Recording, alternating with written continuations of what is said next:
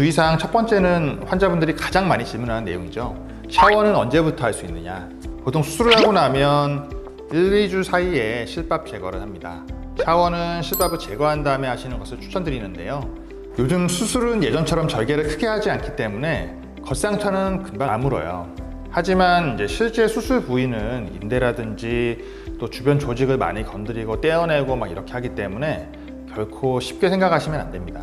뭐 랩을 허리에 감아서 물이 안 들어가게 하거나 뭐 여러 가지 방법이 있는데 안 될 건 없지만 저는 이왕 참으시는 김에 조금 더 참고 실밥을 뽑은 후에 안전하게 샤워하시라고 말씀드리고 싶어요. 두 번째는 바로 보조기는 언제까지 착용해야 하나요? 허리 수술을 하고 나면 환자분들이 가장 불편해하시는 것 중에 하나가 보조기예요. 그래서 보조기를 차면 확실히 거동이 좀 불편하고 걸리적거리죠. 그런데 그러라고 하는 게 또 보조기입니다. 수술한 병변 부위가 잘 아물 수 있도록 하기 위해서는 불필요한 움직임을 최소화하는 게 중요하기 때문에 일부러 허리를 흔들림 없이 좀 받쳐주고 또 몸의 사용을 조심히 하라는 그야말로 보조장치이기 때문에 디스크 수술의 경우에는 한 달, 그리고 척추 유압술의 경우에는 2달 정도는 누워 계실 때를 제외하고는 보조기를 꼭 착용하시라고 말씀드립니다. 또 보조기를 착용하시거나 벗을 때는 서서 혹은 앉아서 하는 것보다는 안정적으로 누워서 풀고 누워서 착용하시기를 권해드립니다. 세 번째 궁금증은 운동입니다. 운동은 언제 시작하면 되느냐고 많이들 물어보시는데요. 그 전에 운동과 스트레칭을 좀 구분하시는 게 중요할 것 같아요. 골프라든지 테니스, 축구, 등산과 집에서 우리가 간단히 하는 스트레칭은 확연히 다르죠. 그런데 이걸 이제 혼용해서 생각하는 분들이 은근히 많습니다. 단순히 걷기 운동이라면 퇴원 후부터 조금씩 천천히 하시면서 시간을 늘려나가시는 게 좋겠지만 이제 앞서 말씀드렸던 골프, 테니스, 등산과 같은 운동은 수술 후 최소 2, 3개월 정도는 지난 후에 회복 상태를 보고 시작하는 것이 좋습니다. 오히려 수술 후에 도움이 될 수 있는 몇 가지 가벼운 스트레칭 정도는 퇴원 후 1주 후부터는 꾸준하게 해주시는 게 회복에 도움이 됩니다. 네 번째 궁금증은 술과 담배입니다.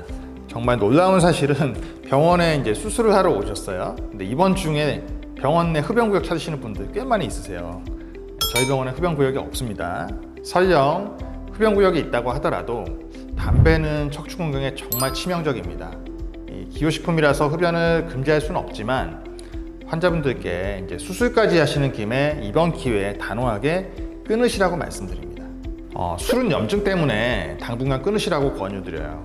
솔직히 담배만큼 치명적이지는 않지만 수술 후에 아직 상처가 아물지 않은 상태에서 술이 염증을 일으킬 수 있는 요소로 작용할 수 있기 때문에 수술 후 한 달까지는 음주를 자제하는 것이 좋습니다. 마지막 궁금증은 일상 속 움직임에 대한 건데요. 서 있는 게 좋아요? 누워 있는 게 좋아요? 뭐 잘 때 어떤 자세로 자야 하나요? 물건을 들면 안 되죠? 뭐 이런 내용들이요. 일단 서 있는 시간은 좀 줄이는 게 좋긴 해요. 부득이하게 오래 서 계셔야 하는 직업을 가지셨다면 이제 스트레칭을 하거나 또 자주 자세를 좀 바꿔주시고, 그런데 사실 이제 서 있는 것보다 허리에 더 안 좋은 건 오히려 오래 앉아 있는 거예요.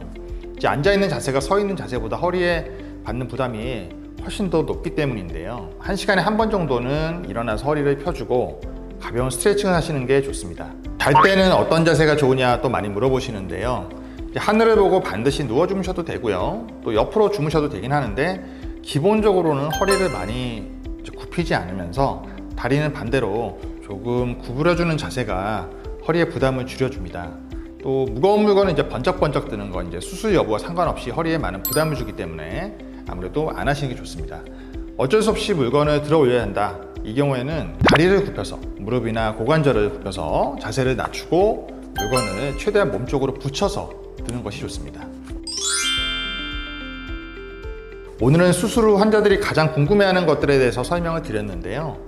사실 다른 질환들은 수술이 성공적으로 끝나면 이제 완치라는 개념을 좀 사용하죠. 하지만 불행하게도 척추 질환에는 완치가 없습니다. 그래서 더더욱 수술 후 관리가 중요합니다. 오히려 척추는 수술 전보다 수술 후가 더 중요하다는 점 잊지 마시고요. 오래오래 건강한 척추로 행복한 삶을 영위하시기 바랍니다.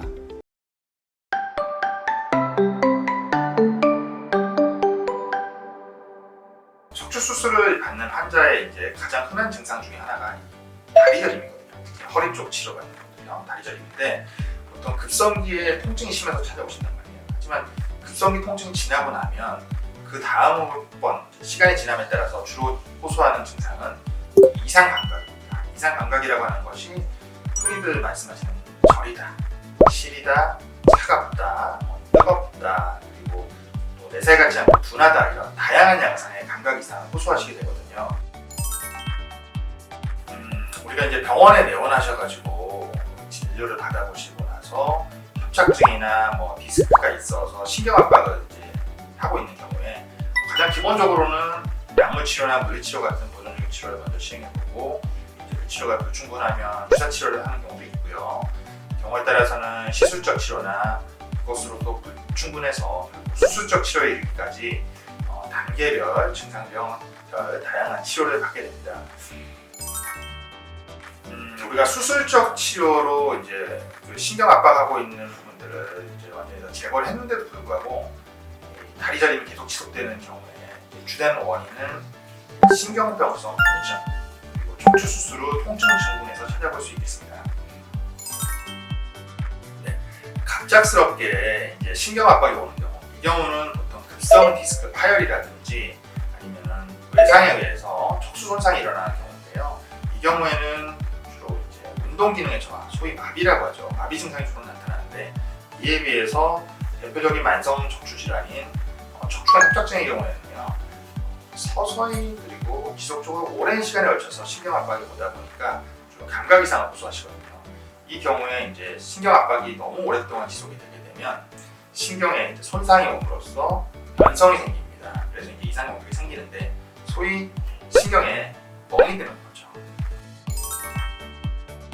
이렇게 신경에 멍이 드는 상태가 발생을 하게 되면 수술을 잘 했는데도 불구하고 수술 이후에도 저림감이 좀 남아있을 수 있습니다.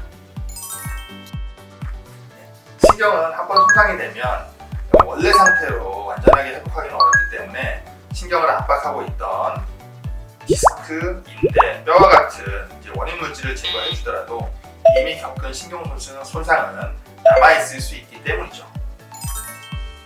수술적 치료를 시행하고 나서 또 이제 다리 저림을 호소하는 또 다른 이제 이유들을 생각해 보면 수술 전에 사실 알 수 있는 건데요. 말초병성 신경병증이라는 게 있습니다. 대표적으로 당뇨병성 신경병증을 들 수 있는데요. 당뇨가 오래되거나 또 당 조절이 잘 안 되는 분들 같은 경우에는 말초신경에 손상이 좀 오거든요. 수술 전에 근전도라고 하는 검사를 시행해 보면 그 검사상에서 말초신경의 손상 소견이 보인다, 이렇게 나와 있는 경우에는 주로 이제 손끝이나 발끝 같은 말단부에 이제 신경 손상이 많이 되기 때문에 수술하고 났을 때 발끝이라든지 발바닥으로 저림감이 또는 뭐 이상한 감각이 남아있을 확률이 아무래도 좀 높을 수 있습니다. 지금까지 웅웅답 신경외과 전문의 공성주였습니다. 감사합니다.